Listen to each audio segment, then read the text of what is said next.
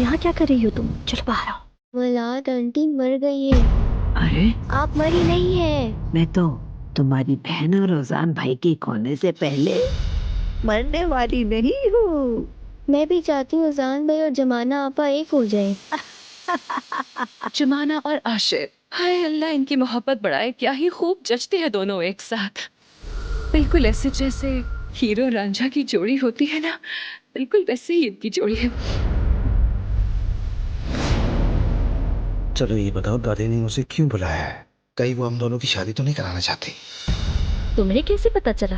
क्या मतलब? बाकी सच है ये? तुमने बाबा की बात सच साबित कर दी। तुम्हें पैसे के सिवा कुछ और दिखाई ही नहीं देता। बस कर दो।